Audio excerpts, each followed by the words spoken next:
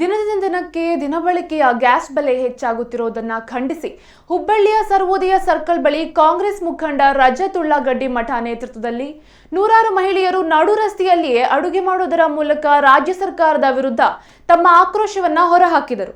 ರಾಜ್ಯ ಹಾಗೂ ಕೇಂದ್ರ ಸರ್ಕಾರ ಬಡವರಿಗಾಗಿ ಅಚ್ಚೇ ದಿನ್ ಅಂತ ಯಾಮರಿಸ್ತಾ ಬರುತ್ತಿದೆಯೇ ಹೊರತು ಏನನ್ನೂ ಮಾಡಿಲ್ಲ. ಬಿಜೆಪಿ ಸರ್ಕಾರ ಅಧಿಕಾರಕ್ಕೆ ಬಂದರೆ ದಿನಬಳಕೆಯ ವಸ್ತುಗಳ ಬೆಲೆಯನ್ನ ಕಡಿಮೆ ಮಾಡುತ್ತೇವೆ ಅಂತ ಹೇಳಿ ಅಧಿಕಾರ ಬಂದ ಮೇಲೆ ದಿನಬಳಕೆಯ ವಸ್ತುಗಳ ಬೆಲೆ ಏರುತ್ತಾ ಹೋಗ್ತಾ ಇದೆ. ಮೊದಲೆಲ್ಲ 400 ರೂಪಾಯಿಗೆ ಸಿಗುತ್ತಿದ್ದ ಗ್ಯಾಸ್ ಇದೀಗ 1200 ರೂಪಾಯಿ ತಲುಪಿದೆ. ಈ ಹಿನ್ನೆಲೆಯಲ್ಲಿ ನೂರಾರು ಮಹಿಳೆಯರು ಸರ್ವೋದಯ ಸರ್ಕಲ್ನಲ್ಲಿ ಗ್ಯಾಸ್ ಸಿಲಿಂಡರ್ಗಳಿಗೆ ಪೂಜೆ ಮಾಡಿ ಕಟ್ಟಿಗೆಯ ಮುಖಾಂತರ ನಡು ರಸ್ತೆಯಲ್ಲಿ ಅಡುಗೆ ಮಾಡುವುದರ ಮೂಲಕ ಕೇಂದ್ರ ಹಾಗೂ ರಾಜ್ಯ ಸರ್ಕಾರದ ವಿರುದ್ಧ ತಮ್ಮ ಆಕ್ರೋಶವನ್ನ ವ್ಯಕ್ತಪಡಿಸಿದರು.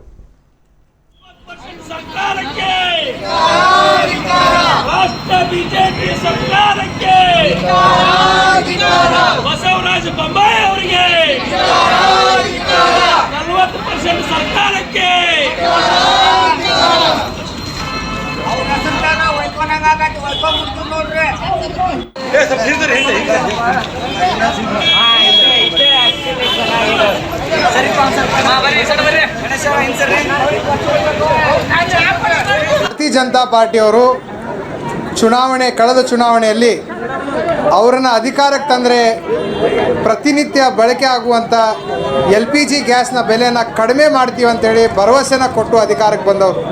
ಇವತ್ತು 400 ರೂಪಾಯಿಗೆ ಸಿಗ್ತಿದ್ದಂಥ ಗ್ಯಾಸ್ನ 1200 ರೂಪಾಯಿ ಅಷ್ಟು ಗ್ಯಾಸಿನ ಬೆಲೆನ ಜಾಸ್ತಿ ಮಾಡಿದ್ದಾರೆ.